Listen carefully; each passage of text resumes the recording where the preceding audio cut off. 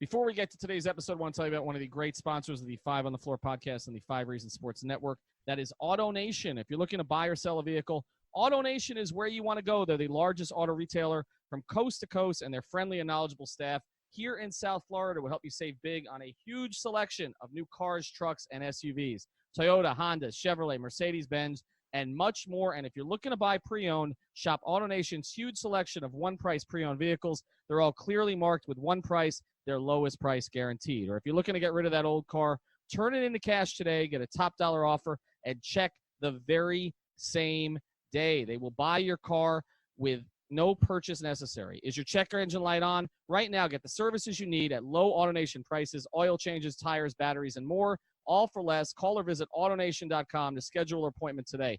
And here's the biggest thing. If you're in the market for a new car, DM at 5 Reasons Sports. That's at 5 Reasons Sports. That's the number. And I'll give an AutoNation senior manager info so they can reach out directly and walk you through the buying process. That's 5 Reasons Sports. DM me. And now, on to today's episode. Welcome to 5 on the Floor, a Miami Heat and NBA podcast from Ethan Skolnick with Alphonse Sidney, a.k.a. Alf954. Brought to you by the 5 Reasons Sports Network. All right, Ethan Skolnick back here with Alf Sidney. You can find him at Alf954. I'm at Ethan J. Skolnick, our second episode here of the week. We've been looking for topics to get into here, Alf. And it's been a little dry, to say the least. To say the least, the Dolphins are giving us plenty of material. I mean, there are no Dolphins left. Actually, they're extinct. It's an XFL team at this point. Well, yeah. I mean, I think if Fitzpatrick, they were saying that he's practicing at 3 different positions. I think one of them's left tackle. So we're gonna see how that goes on Sunday. Make sure you go to MyBookie.com and use the promo code 5 FIVE to bet. If I keep eating up in Chicago, I might be able to play left tackle. I think that's possible. Actually, I want to mention this. If you're going to sort of, I don't know, be tardy for a podcast when your partner is trying to record one and has a very limited schedule, don't get yourself caught posting an IG story from a Chicago restaurant. Okay, you're not looking at timestamps. That was way before we were supposed to record. Well, but still, though, I mean, that's why you got fat and sleepy, and why is why I got sleepy, and why you blew it off in the hotel as I was frantically trying to text you. Just you had to be very careful. Look, I'm on several different social media platforms. Okay, IG, Facebook, which I don't know why I'm still on there. It's just people arguing about politics. But Facebook, IG, Twitter. I'm even on Snapchat now. If you want to find me there, Ethan J. Skolnick. And so I'm on all these different platforms. And I have to be careful, because you don't really want people finding you sometimes.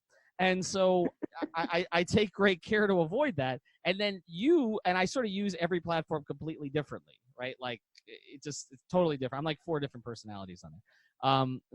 Actually, that's not the only way I'm 4 different personalities. But anyway, other people might say that's a whole other story. That's a whole other story. But you can't do that, Alf. You can't. If you got to meet somebody somewhere, or you have an appointment or a call. Like, don't get yourself caught. But that was not even in the same time frame. That was like 2 hours before. Because first of all, you should have been prepping. What you have to understand is any time that I'm in Chicago, I'm going to Portillo's before I do anything. So that was agenda number 1. I got back to the hotel room, and I've been flying like crazy lately, and I was just exhausted. And I put on my ringer. I'm like, I'll wake up if, when Ethan's ready, he'll text me, blah, blah, blah. Slept right through everything. Just passed out. But that's also what a huge Italian beef sandwich will do to you. Put you in a coma. You know what you should have been doing up there? Jimmy Butler played in Chicago a long time. Go talk to the people about Jimmy Butler. That's what you should have done. Gotten sound. Man on the street interviews? Man on the street interviews with people in Chicago. That would have been terrific for the podcast. No, that's not this podcast. Anyway, all right. So we're going to get to Jimmy Butler. And he's here, apparently. People are saying on Twitter he's actually in Miami. He was in Chicago with Tyler Herro, so it was the Heat's hero and their Herro, because we're pronouncing Herro, right? Tyler Herro? Boom. So the two of them were together with somebody else. Who was the third person in the Instagram photo? Was that Dion? No. I saw somebody make that joke. I thought Dion was in shape. I mean, he's about 5'4", but I mean, there was somebody between the two of them. But if you haven't seen this IG picture, they didn't post it, but I guess the gym that they're working out at did. And it's basically, I mean, they're both looking smug and obnoxious and us against the fucking world. And I love it. I love it.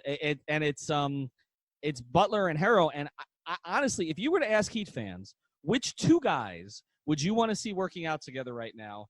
That's who they would pick. Yep. That's who they would pick because they want it for couple reasons. One, they want to see Jimmy. They haven't seen Jimmy. I mean, they've seen Jimmy's in Europe somewhere the whole offseason. He's like Brexit, like he's traipsing around. Okay, he's been over there like taking jolly-o photos with various luminaries over there. He hasn't been in South Florida. He hasn't had a press conference yet. That has never happened. Like the Heat have never had a big player join them and not had a press conference. I mean, Eddie Jones, they like brought his jersey down from the rafters. Okay, like they always have pressers. They haven't been able to do it. It's not because Jimmy wasn't coming. I mean, the Heat are not known to be a low-key franchise when it comes to announcing big free agency pickups or big trades. So, well, okay, what gives you that idea? The fact I mean, Shaq on the 18-wheeler, right? With the pep rally, with a water gun, the pep rally, Shaq spraying people. I mean, they practically threw a parade for Smush Parker. Like this is not a franchise, like you said, that goes low-key. Right. Or Luol Deng, the most important free agency pickup in NBA history. Well, yeah, it was just franchise history, not NBA history. It didn't turn out so well for the Lakers either. They've had all this time that they haven't been able to introduce Jimmy. He hasn't been in South Florida, at least that we've known of, and he's been over in Europe. And so to see him in a photo, so first people want to see Jimmy, and they want to see him cocky. Like, that's the thing. They want to see him cocky because that's what the Heat fans are looking for. That's what's been missing the past couple of years is arrogance because there's been no reason to be arrogant. Like, when you have a bunch of B-minus players and your most important player and best player is 58 years old. Like, it's tough to be arrogant at that point. But, like, they want to see Jimmy with, like, a smirk, and that's what he had. But the other thing you want to see is Jimmy validating the rookie. Yeah, that was nice to see. Right. And see, that's the reason, and I tweeted this. Like, I was in Vegas. I watched Tyler Herro in Summer League, and I was impressed. But what's more impressive to me, other than his attitude, which I like, is that there seems to be this validation from others about him. And the guys who know whether somebody else can play are the guys who can play. And so that is, like, I look at that, and I'm like, okay, it's not just him that's touting himself where he's putting himself out there constantly that he's going to have to back this stuff up, but it's the other guys who are basically saying, this guy is one of us already at this point. That's a lot of the praise that you've seen about Herro is from other NBA players, which is, I mean, and you see it from the pundits, right? And of course, it's going to sound bad, but a lot of times pundits, when they see a flashy white guy who has a little bit of swag, a little bit of game, they're going to tout him, because he's that there's a marketability to him, right? But did I say that right? Marketability. No, I don't think so. But it's marketable, a bit, whatever. You know what I was trying to say. But for other NBA players to watch him and be like, this kid can play. This kid can play. That's what you hear from all the time on Twitter, on the analyst shows. This kid can play. This kid can play. And then, like you're saying, for Jimmy to come down and for the first Heat player that you see him working out with, for it to be Tyler Herro, like that's huge, right? It puts it in the minds of the fans that this guy is legit. Psychologically, for Tyler, that has to feel good as shit, right? I mean. He could have called Bam. He could have called Goran. He could have called Dion. Could have called Winslow. No, he called Tyler Herro, and that's awesome. So, I could sense the excitement with the Heat fans on Twitter and Instagram today, seeing those two guys together. It just kind of it gives you the feeling that season's coming soon, and there's a lot to be excited about. Right, and the Dolphins will be 0-4 by the time the training camp starts. Oh my God! I believe on October 1st. Yeah, look, I think the other thing about it, like I say, the validation, but it's also Jimmy is. I know he was in Europe, but he has shown interest in these other guys. Bam telling me, I don't know if everybody's listening to that podcast I did with Bam before he went out to, and things didn't go so well with Team USA, the Team Celtics, which I guess they destroyed a bunch of 5'8" guys from Japan today, but I mean, they're not real good. But before he went out there, and he said that Bam contacted him on his Jimmy contacted him on his birthday, and he was surprised. Like, he didn't even know that Jimmy knew it was his birthday. So he's already showing an interest in his teammates. And like you said, to pick Tyler Herro, that's not just, a basketball thing. That's also a strategic thing. I think Jimmy, and again, I've done 5 podcasts on Jimmy at this point, and people should listen to them, the Jimmy Chronicles that we did, Buckets Back stories. Like, he's basically shown so far that he wants to lead, I think, with some of the things he's done behind the scenes. And so to be working with the rookie, you're validating the rookie, you're showing you're going to guide the rookie. This is a guy who may end up being his wing partner for the long term. If Tyler Herro ends up winning that 2 job, it's going to be Jimmy and Tyler Herro at the 2 and 3 spots, like, going forward. And so to have those 2 guys working together, I thought was really positive. And again, I love the attitude. I mean, this team has needed to have an edge and an attitude. People talk about it with the Hurricanes all the time. But the Heat, look, the first quote that Eddie House gave me, and I know Eddie didn't stick around long, and if Eddie hadn't stuck around, they would have had Patrick Beverley for the next 10 years, okay, guarding people. But they chose Eddie House. But when I talked to Eddie on the side, when all this shit was going on with the Heat after the Big 3 and after training camp, they came back to Miami, and I was talking to Eddie about some of the comments from various people around the NBA taking shots, and Eddie said, middle fingers to the haters. Okay, that was the quote. And I feel like the Heat need that edge. That's part of their quote culture, okay? And I feel like for the last few years, ever since LeBron left, the Heat have been in this defensive position. It's like, well, we lost LeBron, and now we're kind of shrinking to a corner, and we don't, we have some tough guys like James Johnson, all there, but we don't have really that kind of edge. They had a scrappiness with the Rodney Magruders, but they didn't have that kind of anger, that edge that those Big 3 teams played with, that Chris Anderson played with, that Udonis Haslem played with when he was closer to his prime. Well, when the Heat have been successful, it's always been a mix of what? The hustle, the hardworking, humble, scrappy, right? There's been that side of the team, but there's also been the flash, the swag, the attitude that you like how you're saying. There's been a mixture of both, right? So when the Heat won in 2006, you had those scrappy guys. You had Udonis Haslem. You had a bunch of hardworking guys, but you also had Gary Payton and Shaquille O'Neal and Jason Williams, who actually was less swaggy than usual on the Heat. But you had that. You had both sides of it. You also had Twan shooting, with a tippy toe 3. With shimmies, but then you also had Alonzo Mourning coming off the bench, right? Right. And then even with the Big 3 Heat teams, you had Udonis, you had Mike Miller, you had Joel Anthony, hardworking, scrappy. You had that side of the team, and then you had the guys who, and even I would even put Chris Bosh more on that side. He wasn't part of the flash and the attitude, but you had LeBron and Dwayne, and especially LeBron, who was trying to prove a point for 4 years straight. So that's what this team has always needed. It needs that hardworking Heat culture mentality, but without the star.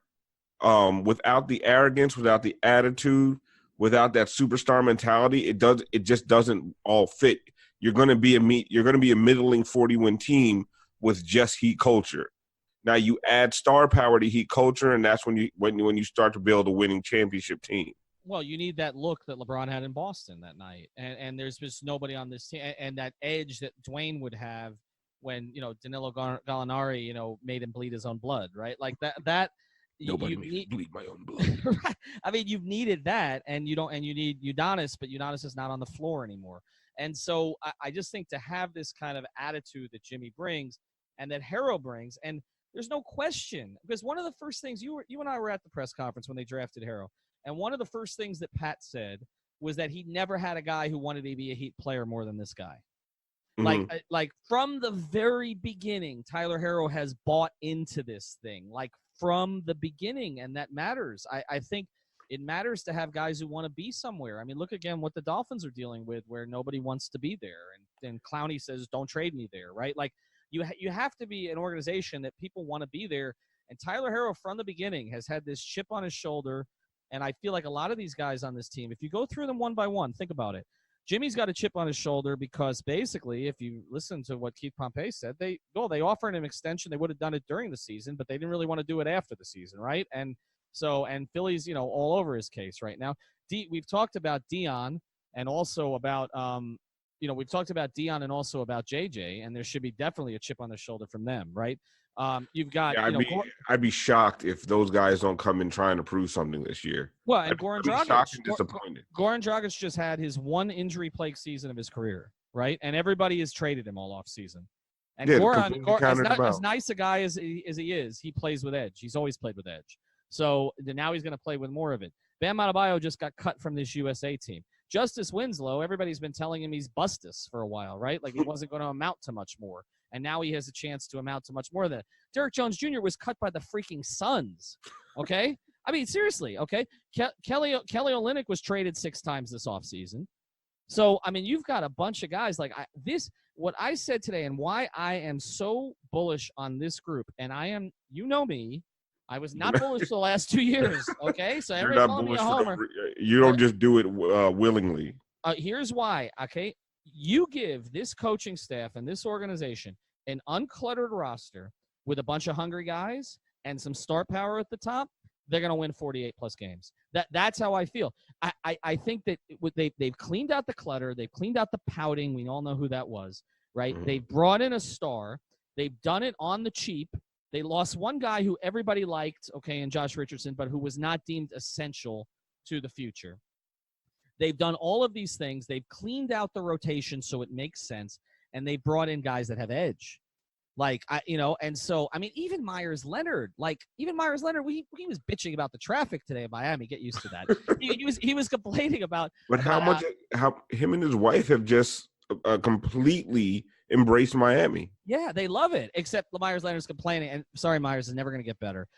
He's complaining about people go slow in the left lane down here. Never going to get better. Like, listen, if that's your only worry, you're having a good day on the road. Yeah, no, I mean it's ain't Portland. Okay, I've been in Portland. How about a blinker every now and then, Miami, please? Yeah, no, that's why. See, just Dorian didn't signal before it went north. Okay, just like a Miami driver. And by the way, I'm glad everybody's okay down here, and please send supplies to the Bahamas. We've been posting a bunch of stuff on 5 Reasons Sports, but this ain't Portland, okay? So he's got to get used to that. All right, it's like basically Portland is, you go across the little bridge and you get to a brewery and you hang out for a little while and hope you don't drink too much. That's Portland. And everyone's super nice. Everybody's very nice. Yeah, everybody's very nice. Well, yeah. Well, some people say Antifa. We don't want to get into all that. But sorry. But I like the fact that they've got guys with edge. I like the fact that the roster is uncluttered. I like the fact that you see these guys connecting already. I just have a good feeling about this season that I did not have when I was in training camp at FAU last year, and Eric's trying to play 13 guys, and you don't know who's in and who's out, and they're all the damn same, and who's going to get traded. And Hassan, I remember at FAU, Hassan had to give this sort of clunky interview with Eric Reed right beforehand where he said he was going to lead the league in blocks and rebounds. It was just – it's none of that stuff this year. It's clear who the center starter is. It should be pretty clear, who the guard rotation is going to be. Jimmy Butler's the star. You kind of know what the bench is going to be, and they're playing with edge. So I just feel much better about it. But when we come back, I want to get into something that may seem like a crazy notion. Is Jimmy Butler an MVP candidate? All right, if you're going to bet this weekend or on anything else, you got to go to MyBookie. If you found $100 on the street, would you pick it up or would you keep walking? We know what both Alf and I were doing. We're both struggling with podcasts. Of course, you take the money. So why do you keep picking winners and not betting on them? That's why you got to go to MyBookie. It's fast, it's easy, and they pay when you win. Let's face it, where you're betting is just as important as who you're betting on. So here's the thing. I wouldn't be telling you to bet on them if they weren't the best. Do the smart thing. You're going to bet on football season, basketball season, or anything else, bet with MyBookie. And did you know you can bet on games after kickoff? So when the Dolphins are down 24-0 in the first half, you think you're going to make it a little bit closer in the second half, there'll be some garbage points. Bet on the Dolphins in the second half. You can always take the other side of what you took in the first half. If you're the kind of guy who likes to bet a little and win a lot, try a parlay. If all your picks come through, you multiply your winnings. And no matter how you bet, the NFL season is the best time of year until you get to NBA season. Then that's the best time of year. We're going to tell you to bet on that. Join now, and MyBookie will double your first deposit. That's double your first deposit. Use the promo code 5, that's FIVE, to activate the offer. That's promo code 5. Visit MyBookie.com today. You play, you win, you get paid. All right, let's get to the next part of this podcast. And this may seem like a crazy notion, all right? And Jimmy Butler is not Shaq. He's also not LeBron. And neither of those guys won the MVP in their first year in Miami, but they both finished second. LeBron finished second to Derrick Rose, and Shaq finished second to Steve Nash. And that one still irritates. Both of them, actually, still irritate a lot of people. Okay, that those two guys didn't I win. thought LeBron finished third. No, I believe it was second, and Dwight was third. I'd have to Right. check on it, but I believe Dwight was third. Unpopular opinion, Dwight was the MVP that year. Well, my ballot was actually, and I've regretted this ballot, and LeBron let me know about my ballot, by the way. My ballot was Rose, LeBron, Dwight. It was the order they finished in. I was duped a little bit by Chicago's record that year. There was some inconsistency with that Heat team, particularly early in the season. It should have been LeBron. I don't think it was Dwight. I think it was LeBron. I think it should have been LeBron, Dwight, Derrick, to be honest. But I put Derrick first. I got caught up in it. It was a mistake. That's not the angriest LeBron got about me about a vote. It was when I voted Marc Gasol over him for Defensive Player of the Year. I got the look for hell on that one. Also a vote I probably regret after. But you know that the funny thing about the MVP race, when I look back, and I'm going off on a tangent, is the dawn of analytics with Heat Twitter, because and I remember it was like you would listen to Le Batard's show every day, trying to get some new stat from Tom Haberstroh about how awesome LeBron was compared to Derrick Rose, and we really started digging into the numbers, and it was all to defend our team. Yes. And I really think that's one where Heat Twitter actually became a really smart fan base, and we were a bunch of assholes too. Believe me, yes. I'm the president of Heat Twitter for a reason. But we became because we named you that. Yeah, like that's true, because you and Sedano and Mike Wallace named me president. Right. But it really was a dawn of us really digging into the numbers, because we didn't have to before. We just watched basketball and enjoyed it. It wasn't us against the world. So you had to arm yourself with all these stats. And that's kind of, I feel like that was a dawn of like the Christian Hernandez and Nikias Duncans, the side of Heat Twitter that really digs into the numbers. So I know I went off on a tangent, but I just thought that was like a really cool dawn, like an epiphany with Heat Twitter. Well, it is, and it all gets into what the MVP debate is about. Like, is it the best player? Is it the most efficient player? Is the player that makes the biggest change in his team? And here's why, like, Jimmy Butler's not going to win MVP. But I do think he can be in the top 10. And I want to give you who the top 10 were last year, all right? So this will give you a sense of players. Some of these guys came out of nowhere, okay? Giannis won. Now, I picked him to win last year before the season, but I don't know that a lot of people did. And again, Milwaukee far outpaced expectations. Like, I mean, at the end of the season, you're like, oh, it makes sense. But like before the season, people were not saying they were going to be as good as they were. Harden was second. Everybody kind of had him in the top 5. Paul George was third. I don't think anybody had that before the season. I mean, I think the projection was that Russ Westbrook was the most important player on that team. Jokic fourth? Nope. Sorry. No one thought that. No. All right. Steph Curry fifth. I mean, that always comes down to health with him, right? And how healthy Durant is. Lillard sixth. I don't think most people had that. Embiid seventh. I don't think most people know that was the case. Durant eighth. Kawhi ninth. Like, for all the talk about Kawhi was the best player in the playoffs, Kawhi missed like 20 games in the regular season. So that's why, because he was doing the load management thing. He was ninth. Russ Westbrook 10th. And then one vote each. I think it was like a fifth place vote for Rudy Gobert and LeBron James. Like, if you would have said before the season, Rudy Gobert and LeBron James will have the same number of MVP votes, nobody would have projected it. So who the hell voted LeBron MVP anyway? Oh, well, it's got to be somebody in LA, right? Yeah. So you know, wanted more access. Nick Wright. Does Nick Wright have a vote? I was gonna say, does Nick Wright have a vote? Probably. Did we ever find out who voted Dwayne second team or third team all NBA? I mean, I have my suspicions. I have my suspicions too, but I don't know. I don't know who would have put Mr. Wade on that ballot. But I have no idea. No idea who would have done that. But so yeah, who would have said before the year that Nikola Jokic, okay, most people wouldn't even pronounce his name before the season, would have 211 more MVP points than LeBron James, and LeBron would be tied with Rudy Gobert. So this idea that it's crazy to say Jimmy Butler is an MVP candidate, I don't think it is. So let's look at this list. Who could be a possible, because you're figuring, okay, nobody else is going to come from out of nowhere to this list, right? Okay. So if you look at this list and you say who could join this list and who might be there again, okay, Giannis is going to be there again, right? But it's harder to repeat than it is to do it the first time because you're judged against yourself. That's what LeBron's been dealing with. Yeah. So Giannis has to put up a season that is similar or better to win it again, most likely, because he's not coming out of nowhere anymore. But I don't think that team's as good. So, and the East is weaker at the top, but I don't know that team is as good. So I don't know that it's him. Harden, yeah, he'll be in the mix, but he's sharing the ball with Westbrook. So does that diminish his numbers? Paul George is playing with Kawhi, which is going to just diminish overall. Even if his numbers are the same, right?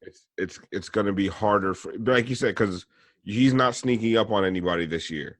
Right. So even if his numbers are the same, which is going to be really hard to do, people are just going to look at it like, oh, no, we already know what you're capable of, Paul George. We're not surprised. Right. So I don't think either of them. I mean, if it's going to be either of them, it's probably going to be Kawhi, unless Kawhi has held out of more games. So I don't know that either of them necessarily. Is Nikola Jokic ever going to win an MVP? I don't know that enough people know who he is yet, and his game is not flashy enough. His game, and he doesn't play defense. He doesn't play defense, and you have to be really you have to be more of a basketball purist to kind of understand what it is he brings, because he is dynamic offensively in terms of his metrics, but he's not flashy and he's slow. He doesn't score. He doesn't score enough. Yeah, for him to not play defense, he has to score. He has to score a lot of points. Right. It's like it's what goes on with Harden. He doesn't play defense, but he scores 50 points a game. So you're able to, now maybe Jokic is more responsible for a healthier offense, but that's asking people to think way too hard. It is, and I think Denver's going to be really good. I like Denver and Utah a lot. I want to get to Utah in a second because I think there's an under-the-radar candidate there. But Jokic, I don't think he ever wins it. Now, Steph, I think it's possible. He's got if he plays 75 games, he's got no Durant this year. He's got no Clay for most of the season. He is electric when he's alone, okay? And he's unguardable anyway. So it's not like double teaming him is going to make any damn difference. He'll shoot from 38 feet. It doesn't matter. I think if I was to pick the biggest threat to Giannis as MVP this year, I might pick Steph. Now, there's a couple other guys down the list. Dame Lillard, I don't think is an MVP candidate, but if they're really good again, there's a chance. Embiid, I don't think so. I just don't see it. Durant's out. We mentioned Kawhi. Russ is sharing the ball with Harden. He's got to adjust to a new system. No. If it's going to be anybody from Utah, it's not Gobert. It's Donovan Mitchell taking a step forward after taking a step back last year. Don't think he's a prime candidate, but could be. But the next guy, LeBron. Here's the thing about LeBron. If LeBron wasn't going to win it that first year he went back to Cleveland, I didn't think he'd ever win it again, because usually you win it in the year that your team makes the huge jump. And he didn't win it that first year because they got off to the slow start, if you remember. And I believe Steph won it that year. And so I thought he would never win again. He's being judged against himself. I think he has a legit chance this year. What was interesting was when we had David Thorpe on, he thinks Anthony Davis is going to win it on that team. I don't see any way, even if LeBron is setting him up, that LeBron's going to allow a teammate to win the MVP. I just don't. I don't care how much he loves AD. I don't think that's ever going to happen. LeBron is going to be the forefront of that team. I don't think that team's going to be good enough. Right. But if it is good enough, it's going to. I am too, but if it's good enough, it's because he has gotten himself. Yeah, but they're not giving LeBron an MVP for bringing the Lakers to the 4th seed with Anthony Davis. No, but I think here's the thing we're underestimating. LeBron just had his longest offseason he's had in forever. And he's going to get the best training during that period of time. You know that he hated missing the playoffs last year. He's going to have an electric season. I think so. Now, whether his team around him is good enough for it to mean anything is another story. Whether AD can stay healthy, I know he stayed healthy the last 2 years. Whether he can stay healthy, that's another story. But he is not – he's going to have a great, great year. I think, to me, that the strongest candidates based on their circumstances are Giannis, Curry, and LeBron. Those are the three. But if the Heat win 50-something games and can somehow sneak into like the 2 seed in the East, which I don't think is crazy. I don't think it's likely, but I don't think it's crazy. I think they're a 4 seed in the East this year, most likely. But if they get in the 50s in a weak conference and Jimmy Butler is the clear star And Jimmy Butler is doing the kind of things he does at times at the end of games, because that's the stuff that gets picked up on highlights, right? And the ball is going, and Deion's going to try to steal it, but the ball is going to Jimmy in the end of games. And that stuff plays on a loop on NBA TV and on the jump and everywhere else. And then you start to build a candidacy. And if the West is beating up on each other, right? They're beating up on each other where nobody's getting more than 52, 53 wins. And the Heat, because they're playing in this weaker conference, can get into the low 50s. Jimmy Butler's a candidate. He's a candidate. Yeah, I think, and he's going to play every minute too, Alf. You know that. So it's like not an issue of load management with him. He's not going to miss 15 games. I don't even think it's they need 50 wins. I think high 40s and top 4 seed in the East, because I think you can get a third or fourth seed with 49 wins in the East. If that happens, so what always happens with the MVP conversation, when you're sharing the spotlight with somebody else, as you know, it's harder to win the MVP because it's harder to pinpoint what is the reason, right? If the Heat go from high 30s, low 40 wins every year for 3 straight years to high 40s, low 50s, there's going to be – it doesn't matter about Bam stepping up. It doesn't matter about Justice Winslow taking a step. It doesn't matter Dion Waiters got healthy. It doesn't matter JJ got healthy. It doesn't matter if Goran's a 6th man of the year candidate. Everybody's going to look and say the reason the Heat made a 10-win jump is because of Jimmy Butler.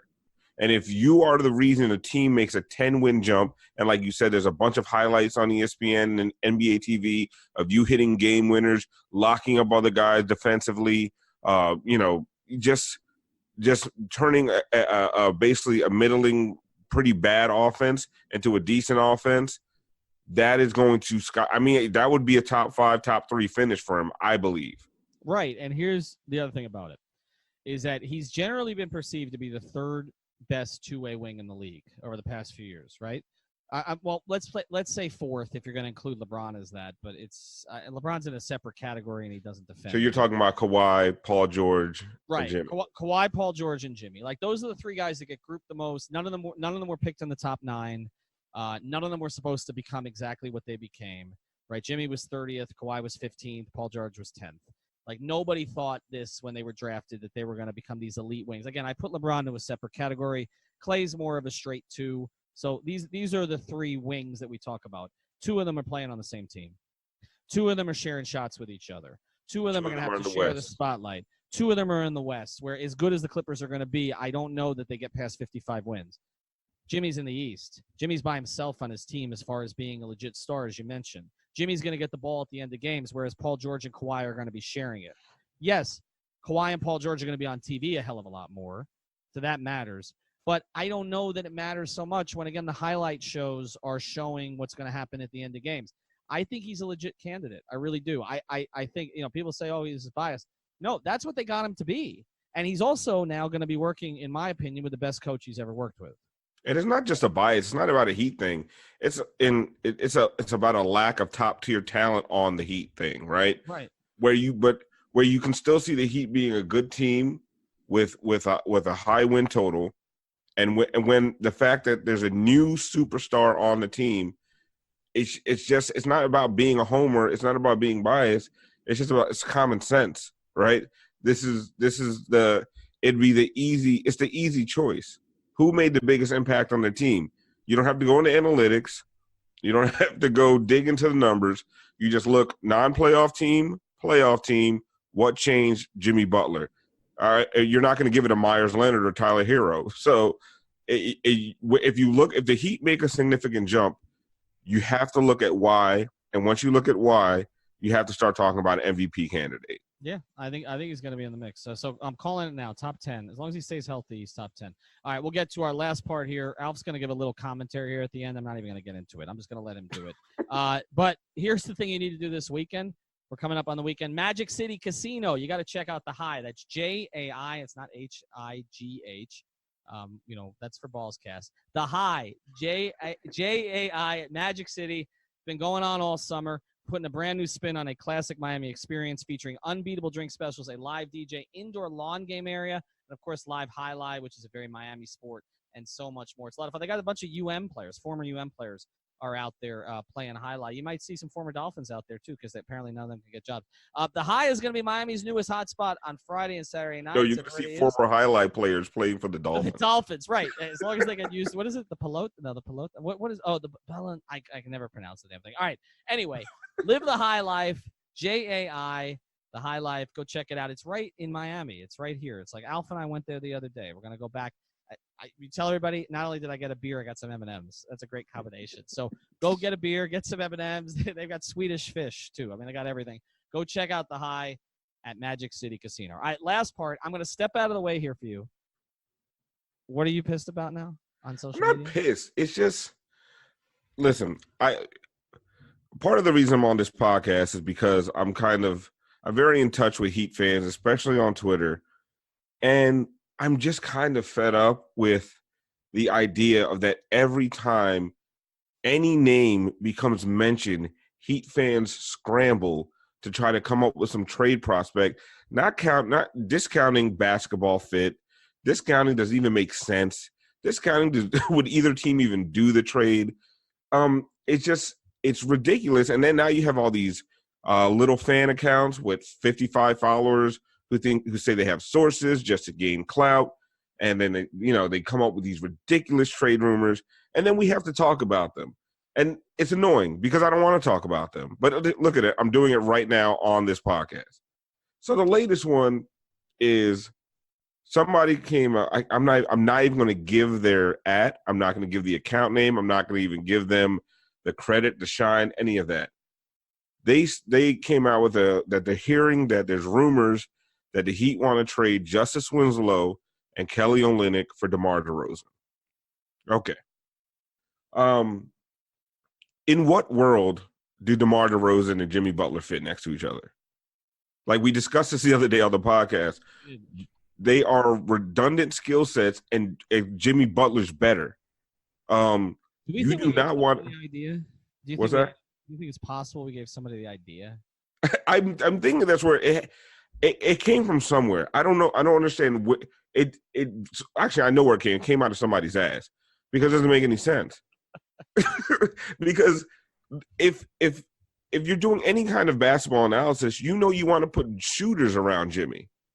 DeMar DeRozan just shoots inefficient 2-point. I mean, in mid-range jumpers. Well, he doesn't shoot inefficient mid-range jumpers. He shoots efficient mid-range jumpers. Right. He's a very good mid-range player. He's one of the better mid-range, but he's not a floor spacer, right? But he exists in the same space as Jimmy on the floor. That's true. Yes. And what this anybody who's watching Heat wants them to get, we're looking at spacing. So why would you even why would you think that this is a viable trade option? And then look from the Spurs side, why would the Spurs do that trade? Well, they wouldn't unless they're in love with Justice, which and they've got a young point guard who's coming back. Actually, they got a couple, and they got a really interesting player in Lonnie Walker. It doesn't make any sense. But look, there's nothing else to talk about, Alf. That's the thing. The only thing to talk about this week is what the hell was Pat Riley wearing with Dwayne? I mean, he looks. I mean, what was that? And Pat obviously can't keep time, and I can't either. So I don't want to speak to it. I shouldn't speak to it. But what Dwayne should have been leading that, right? No, Dwayne is notoriously a terrible dancer. Well, no, he has acknowledged that. But I'm gonna look, Alf. We can speak to this. I'm white, you're black. I'm gonna give Dwayne the benefit of the doubt on this. It looked like Dwayne was struggling to keep up for a second. Pat, listen, as a dancing authority on this podcast by default. Yes. Pat Riley can dance. He was on time. Mostly. I mean, Slim identified a couple spaces and Slim's more musical than I am. And, I think he was also Jewish like me, so he can't really speak too much of it. But he identified some spaces there where Pat did not keep beat properly. I feel like he was waiting for Dwayne to catch up. Possibly. My only reaction to this was seriously, guys. You guys could go make idiots of yourself for fun now in 2019, and in 2016 you couldn't get in the damn room with each other. What? I mean, how much pain would have been avoided? Tyler Johnson wouldn't be as rich, okay? But how much pain could have been avoided, Al, if they had And I remember that time, and I remember how Dwayne and his folks, around him felt about Pat, and it's just amazing to me how, again, time heals everything, right? Like and that's great. It's great that it worked out that way for the two of them, and It's also great for the Heat organization and great for this Heat team. When you see that is no small thing. I mean, who is Paul Pierce dancing with on a boat for the Celtics? Like Rajon Rondo. Yeah, no, look, no, it is great, and it also was a contrast, and this is not why they did it. They're just having fun. But in the very same week, and we'll close here, but in the very same week that the Dolphins, and you can agree with the Dolphins strategy or not, and in some ways I do, okay? So it's not, but in the same way, but the Dolphins are doing this now because they were so incompetent for so long, okay? As Barry Jackson said or tweeted, in the NFL, you should not have to do what the Dolphins are doing. Like, it's a socialist league run by a bunch of so-called free market, owners, okay? It's a socialist league. Like, you should not have to do this to succeed. But the Dolphins have been so incompetent for so long under so many people, under really two owners, that they've had to do this now. And so there's no continuity. Like, I feel for my guys at Fish Tank who are doing these incredible episodes, but they got to go back to like 20 years ago to get guys that anybody cares about because, talk about nostalgia, because the last like 15 years for the Dolphins are just a total waste of time. Like, Ryan Tannehill was here for 7 years and nobody knows anything about him except his wife put a gun in the car. That's it. Like, nobody knows anything. Okay. Like, and the Dolphins, they've just been a waste of space for so long. And so you contrast that where there's no continuity, there's no history, there's no feeling for the organization, there's no family, there's no love. And you contrast that with two guys who couldn't hash it out in 2016, but represent the best of this organization, right? For the past 25 years. I mean, all the Heat championships are all tied to Dwayne one way or the other. All right. And obviously Pat's been tied to all of it. And to have these two guys in that environment with the owner, with his wife, with the owner's son who's running a lot of stuff and his wife, and have all of these people together in that space, it just speaks to what the Heat are about. And I don't want to be, people get upset at me because I say that 5 Reasons Sports is a Heat network. We have 1 Heat NBA podcast. We got 4 NFL podcasts, okay? 2 on the Dolphins. All right, so we're not an NBA, but look, there's one organization in this town that's done it right, and there's the others who haven't. And so the others are trying to catch up, and they're having to take these drastic means, right, to catch up. This tanking, this rebuilding, that the Marlins are doing, that the Heat are doing, the Dolphins are doing. We know that the Panthers look great this year, and we also know they'll finish 3 points out of a playoff spot.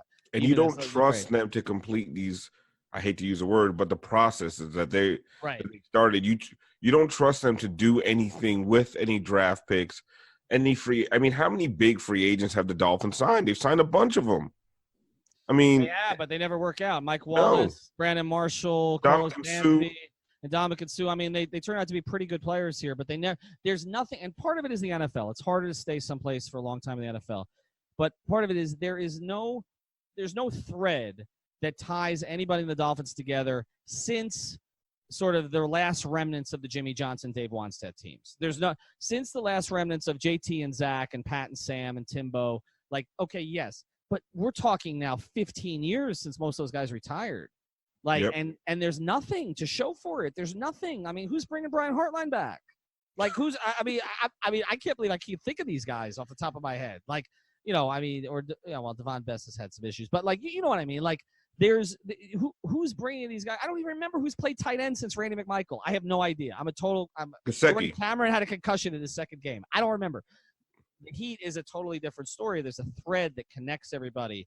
And I think that's one of the reasons they keep Udonis in the position he's in, because it's representative of that. And he's able to but it's not just about culture. People talk about culture, but it's history that this organization has built. And it's history and continuity. And the Dolphins talk about tradition, and we say nobody lives in the past like the Miami Dolphins. Okay. Like, they put out the best tweet of the week from the Dolphins was they put out this video of Dan Marino in 1994 after he came back from an injury. So we're talking 25 years. Him shredding the Patriots. Best quarterback who's ever lived. I'm sorry, Tom Brady, Aaron Rodgers. Best quarterback I've ever seen. I was a Jet fan. I was afraid of Marino, okay? Best who's ever done it. But the fact that the Dolphins have to go back to that, okay? Like, Danny's been scowling at people in retirement for 20 years now. Like, that's what you got. That in the 72 team. But the Heat actually have living history. The Dolphins don't have living history. And that's the thing. Dan Marino, the young guys on the Dolphins don't connect to Dan Marino the way guys on the Heat and guys around the league are connecting to Dwayne Wade. And that's what you're saying. The gap in history is way too big, right? Even Jason Taylor, Jason Taylor is just too long of a stretch where just too much forgettable football for too long that doesn't resonate with anybody. So when you're asking Jadeveon Clowney, does he want to go play in Miami? Hell no, I don't want to go play in Miami. Right. There's nothing here. But if you talk about the Heat, then Jimmy Butler can remember, oh, my buddy Dwayne Wade, look what they just did to retire his number. Look what the big three did. Like, it's not even about Riley anymore. It's about the legacy that others have created under Riley. It's a totally different experience. Which is why I really like that whole Instagram thing, man. It's a really, really good look for the Heat that Dwayne Wade is not going anywhere. And then you see Dwayne Wade on Twitter when they're like, somebody tweeted to him, I really like the Heat this year. He's like, yeah, we're going to be really good. He's still talking about the teams in terms of we. So he's still so connected to the franchise. Every 20-something-year-old in the NBA grew up watching Dwayne Wade. And if he's still here, he's still part of it, and he's still singing the accolades. And then you also see the last video I saw of Goran back on the practice floor.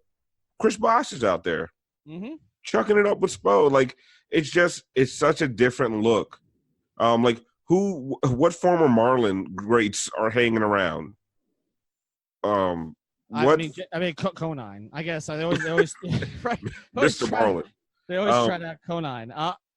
No, and then the Canes have some of it, but they just can't put it together. I'm hoping. But the Canes have it in the old former guys hanging around, or at least now that Manny's back. But the problem is that the current team always pales in comparison to these guys. How are you going to create? And we've gone so long on this one, but how are you going to create anybody like an Ed Reed or Michael Irvin again? Like that combination of Hall of Fame ability.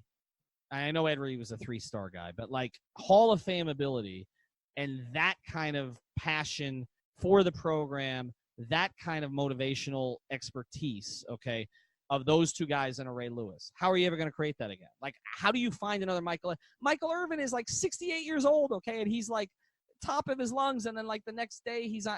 It's unbelievable. Like, it's very hard to replicate that. It's hard to replicate because you don't. College football is squeezing the personality out of these guys as much as humanly possible. So and Manny's tried to bring it back, and I give him credit for that. And I think they're going to go on a big winning streak, and I think they're going to capture some momentum in this town. And they're going to be the football program now for a little while until the Dolphins can maybe figure this thing out. But getting back to the IG video, that to me represented the Heat in a lot of positive ways. So I guess to close, and I've said that before, but I guess to close, the two most promising things I saw this week: Tyler Herro, your hope for the future, working out with your new star, Jimmy Butler, and then both buying in and having attitude about it. And so that's your present, right? And that's your future. And then to have your past, right? Pat Riley and Dwayne Wade still engaging in that way. And like you mentioned, Bosh out there with Dragic. I have a very good feeling about this organization right now. And I'm not a homer. I did not have that feeling a few months ago. All right, we're going to do a couple more episodes next week. We got to get to that 2021 free agent class. We did 2020 already, so check that out. Also, we're going to bring on somebody to talk about Tyler Herro, somebody who knows more than us. We'll talk to you soon.